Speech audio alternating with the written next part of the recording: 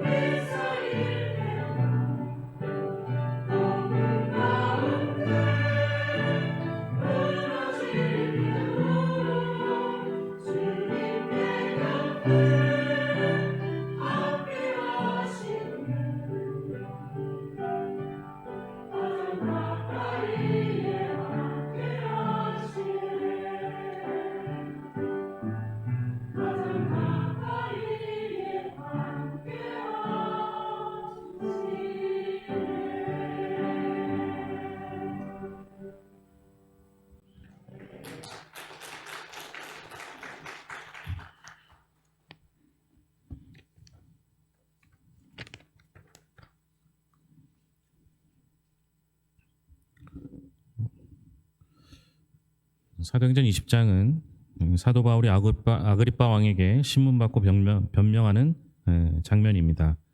그래서 아그리빠 왕은 우리가 그 미술 교실이나 미술학원에 가면 그 조각상 중에서 좀 그 각이 많이 진 그 조각상이 아그리빠 상이거든요. 그 아그리빠입니다. 근데 이 아그리빠는 우리가 아는 이제 헤롯 대왕의 증손자입니다. 사도 바울이 아그리빠 왕에서 여기까지 잡혀온 이유와 예수님의 이름 때문에 고초당하는지를 변명하고 있습니다. 제가 몇 주 동안 말씀을 전하면서 좀 답답한 마음이 드는 게 있어요. 왜냐하면 사도 바울은 복음 증거자입니다. 그러니까 복음을 전해야 하는 사람인데 1차, 2차, 3차 전도 여행을 합치면 약 10년 이상, 10여 년 동안 전도 여행을 했는데도 불구하고 그에 대한 내용보다는 사도행전 20장부터 26장까지는 옥에 갇히고 잡히고 고소를 당하고 재판하고 변명하는 일들이 가득 차 있습니다. 하나님께서 이렇게 훌륭한 복음 전도자인 사도 바울을 왜 복음 전하는 일선에 세우지 아니하시고 자꾸만 옥에 갇혀두게 하시고 자기를 변명하는 재판하는 일에 신경 쓰게 하실까라는 생각을 해보니 좀 답답한 면이 좀 있었습니다. 그런데 우리는 그것이 후퇴하는 것 같고 일이 잘 안 풀리는 것 같고 여러 가지 어려움이 생기는 것 같지만 하나님께서는 계획이 있으셔서 사도 바울을 하나님의 일꾼으로 삼으셨기 때문에 하나님의 계획에 따라 움직이고 계셨던 겁니다. 그냥 우리는 나가서 전도해야 되고 무언가를 해내야 될 것 같은 그런 삶이지만 하나님께서는 사도 바울을 통해서 다른 걸 또 계획하고 계셨던 것이죠. 사도 바울이 재판을 받다 보면 자신의 무고함을 증명해야 합니다. 그리고 자신이 전하던 예수 그리스도의 복음에 대해서 논리적으로 또 설명해야 되는 일들이 반복적으로 있었던 것이죠. 그러다 보면 자꾸만 자신이 복음에 대한 것들을 논리적으로 만들고 완결하게 되다 보니까 사도 바울이 복음을 증거할 수 없는 기간 동안에 생겨난 것이 있는데 그것이 바로 바울의 서신들입니다. 바울은 옥중 서신을 비롯해서 13권의 바울 서신을 쓰게 되는데요. 전부 복음을 전하지 못하는 순간들 대부분이 그렇습니다. 그러니까 우리는 코로나 시기에 아무것도 할 수 없었다고 생각하지만 그렇지 않았죠. 말씀의 본질을 붙잡고 살았던 이들에게는 오히려 그 말씀이 더 큰 힘과 위로가 되었던 것이고 그 말씀을 붙잡고 본질에 따라갔던 교회들은 다시 살아나는 역사를 보게 되었습니다. 우리는 안 되는 것 같고 실망한 것 같고 실패한 것 같은 순간에도 하나님께서 그것을 통하여 새로운 일들을 이루게 하셨던 것이죠. 바울이 단순히 복음을 전하는 데서 끝나는 것이 아니라 그 복음을 정리함으로 인해서 로마서로부터 시작한 바울 서신을 통해서 우리가 많은 은혜를 얻고 많은 것들을 배우게 됩니다. 그러니 여러분, 내 생각과 계획이 아니더라도 내 뜻대로 되지 않는다 할지라도 하나님이 역사하시면 하나님께서 우리와 우리 교회를 통하여 큰 일을 이루실 것을 믿습니다. 1절을 함께 읽겠습니다.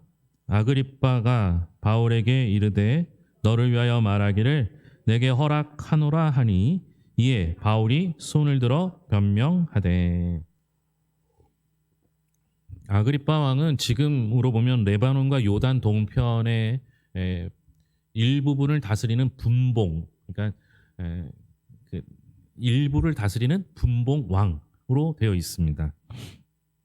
지난주에 베스도가 총독으로 부임했죠. 그리고 바울의 얘기를 들었는데 자기는 잘못을 찾을 수가 없어요. 그러니까 자기가 생각하기에 유대에 대한 것들을 잘 몰라서 그러나 이 민족을 잘 이해하지 못해서 그러나 하고 아그리빠 왕이 손님으로 찾아왔을 때 아그리빠 왕에게 좀 얘기를 들어보고 내게 설명을 해달라라는 의미로 아그리빠 왕을 초대하고 그가 바울 앞에 서도록 도와줍니다. 그리고 이 아그리빠 왕이 바울에게 한번 얘기를 해보라라고 묻습니다. 그러고 나서 바울의 행동이 참 재밌어요. 지금까지 바울의 행동을 보면 무언가 자신을 변명하려고 했을 때 바로 자신을 변명하는 걸 보게 돼요. 그런데 오늘은 특이한 행동이 하나 나타나죠. 1절 끝부분에 보면 바울이 어떻게 합니까? 손을 들어 변명하는 거예요. 여러분, 이거 우리가 무심코 넘어갈 수 있는 부분일지 모르겠지만 손을 든다는 건 아그리빠 왕에 대해서 예의를 차리는 것이라고 생각하는 것보다는 오히려 손을 든다는 걸 예수님께 경배하다, 감사하다라는 의미로 받아들이는 게 더 적절할 것 같습니다. 바울이 아그리빠 왕이 물었을 때 손을 들어서 하나님께 감사하며 경배한다. 좀 이상하죠. 왜냐하면 바울은 지금 죄수로 잡혀 있습니다. 아그리빠 왕이 지금 자신에게 너가 무엇을 잘못했는지 무엇이 억울한지를 이야기해 보라고 하는데 하나님께 감사하다. 이게 좀 이상하지 않습니까? 바울은 이 자리가 자신의 사명을 증명하는 자리라고 여겼던 것 같습니다. 베드로도 아니고 야고보도 아니고 바울이어야만 하는 이유가 증명되고 확신되는 자리이기 때문에 그렇습니다. 우리가 잘 알듯 사도 바울은 사도행전 9장에서 예수님을 영접하게 됩니다. 그리고 주님의 음성을 듣고 그곳에서 눈이 멀게 되죠. 그때 아나니아라고 하는 예수님의 제자가 바울을 찾아와서 안수하여 그 눈을 뜨게 보게 해줍니다. 그런데 처음부터 아나니아가 그것을 바로 하나님의 명령에 순종했던 것이 아니라 거부합니다. 저 사람 우리를 괴롭히는 사람이라고. 그때 예수님께서 아나니에게 하신 말씀이 사도행전 9장 15절 말씀인데요. 이 말씀 좀 읽어야 될 것 같아서요. 한번 찾아보겠습니다. 사도행전 9장 15절. 우리가 다시 돌아올 거예요. 표시해두고 넘기시면 되겠습니다. 9장 15절 말씀입니다.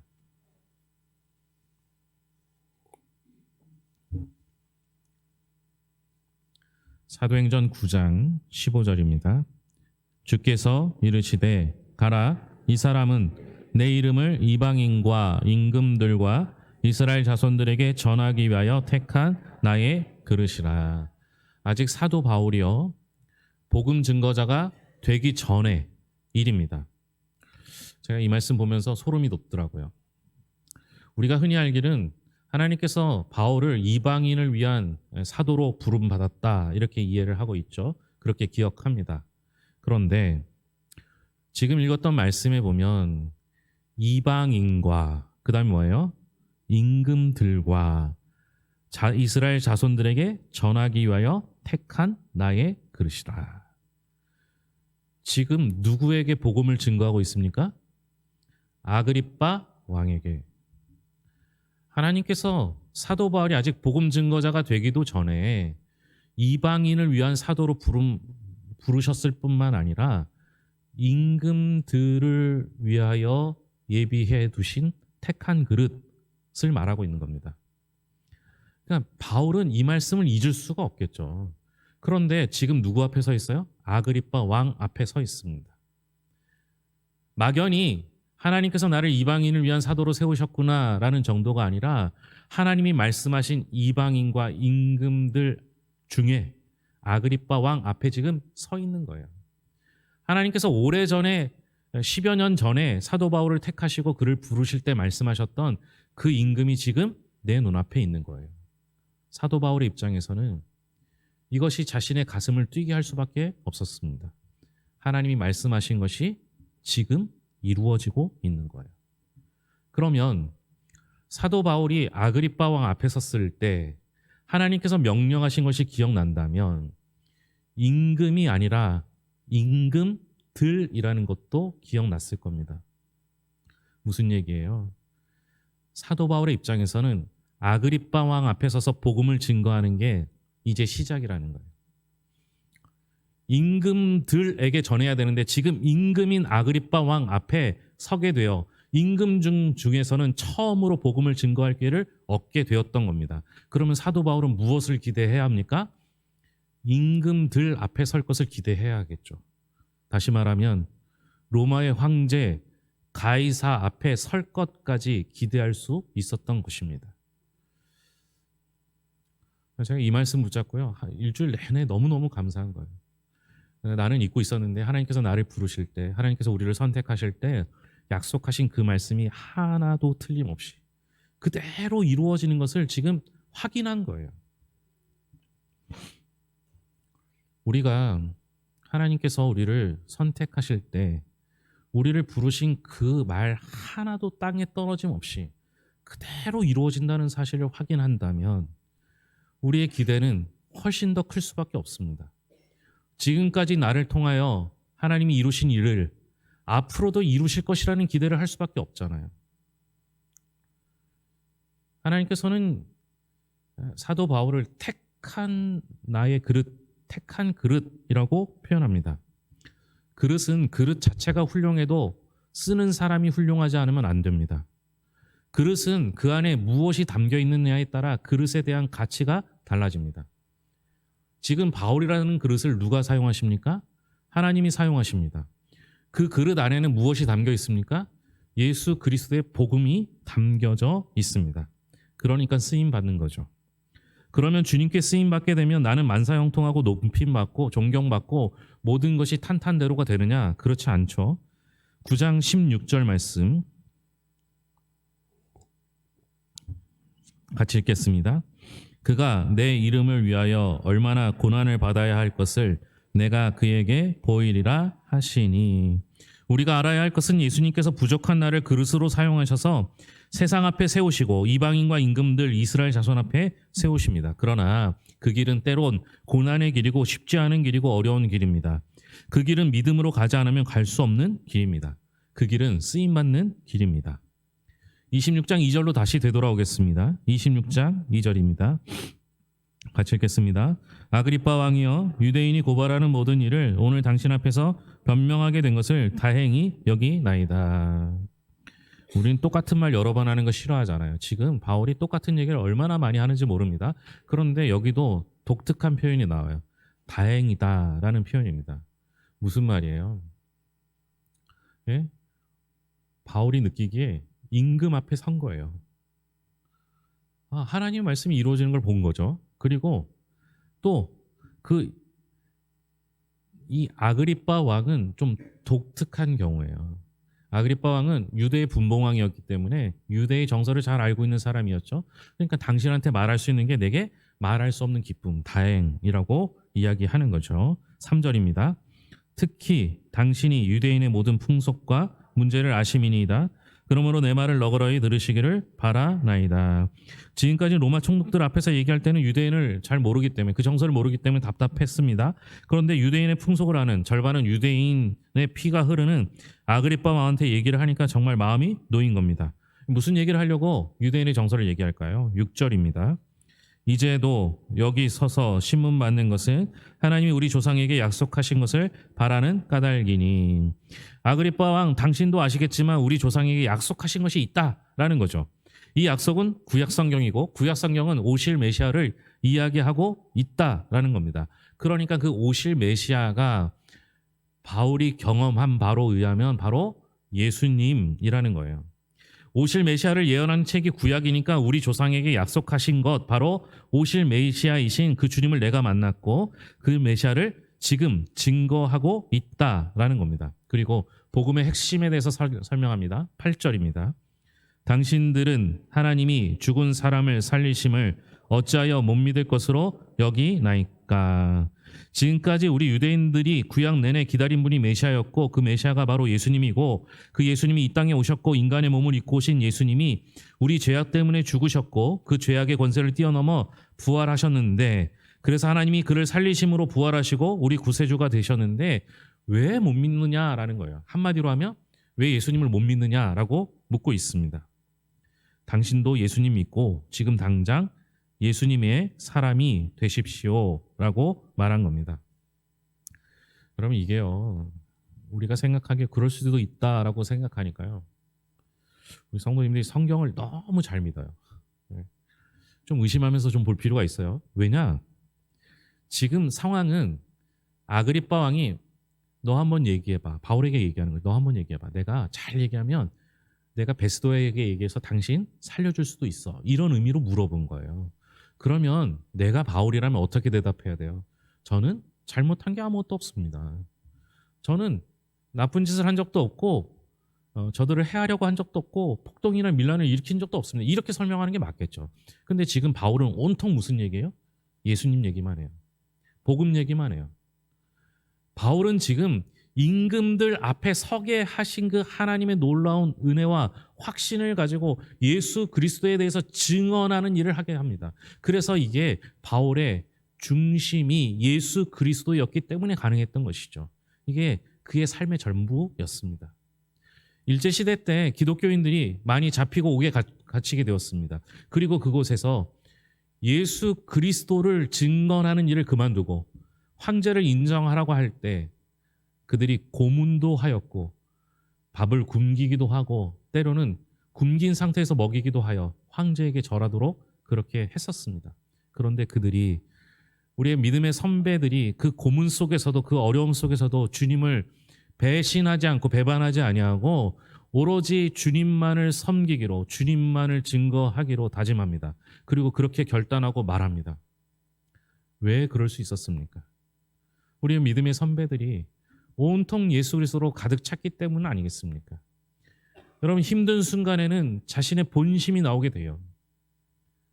어려운 일을 당하고 자신이 죽을 위기에 처하면 본심이 나오게 돼 있습니다. 바울의 본심은 예수 그리스도가 전부였던 것이죠. 사랑하는 성도 여러분, 우리의 전부는 무엇입니까? 여러분들이 가지고 있는 것은 무엇입니까? 여러분들을 찌르면 무슨 이야기가 나오겠습니까?